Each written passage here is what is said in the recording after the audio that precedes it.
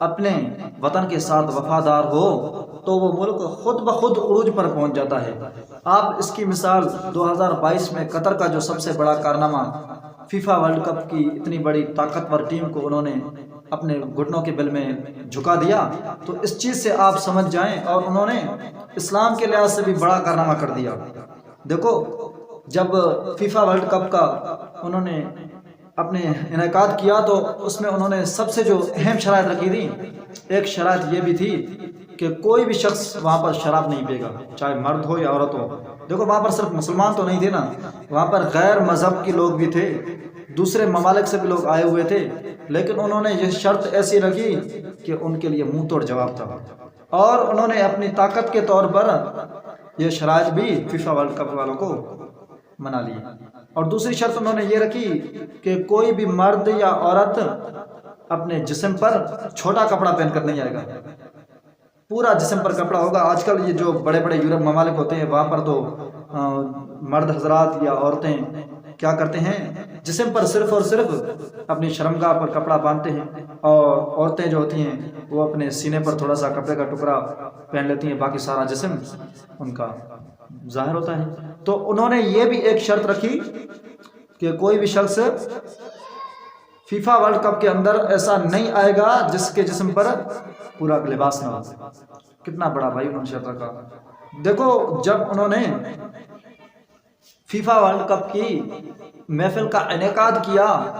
جب محفل کا کام شروع ہوتا تھا، انہوں نے اس چیز کا آغاز بھی قرآن پاک کی تلاوت سے کیا۔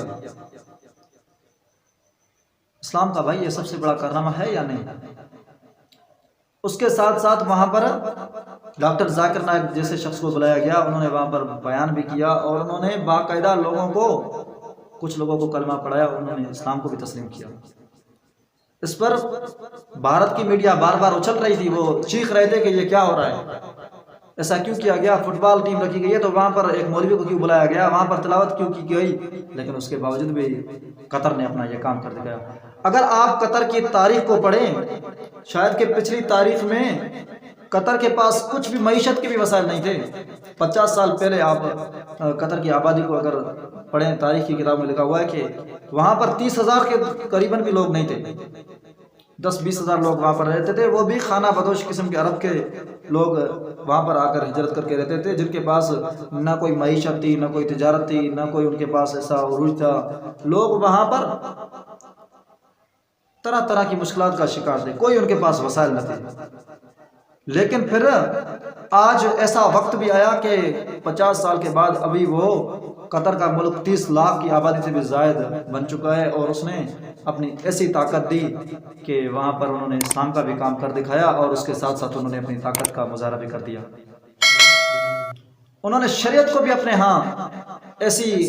فیفا ورلڈ کپ جیسی ٹیم کو بھی انہوں نے، جو دنیا کی نہیں بلکہ میں تو کہتا ہوں تمام دنیا کی حکومتیں مل کر بھی فیفا ورلڈ کپ کی طاقت نہیں رکھتی، ایسی سپر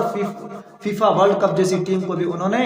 اپنی بات منائی، اور اس کے ساتھ ساتھ انہوں نے اس فٹ بال ٹیم کے اندر شرعی حدود کو بھی پابند رکھا۔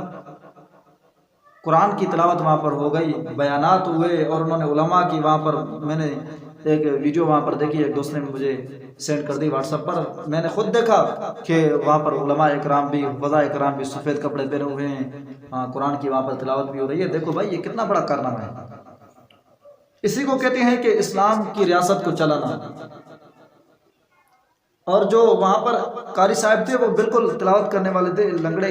تھے، معذور تھے، تو اس قطر کی حکومت نے اس کو بہت سارے انعامات سے بھی نوازا۔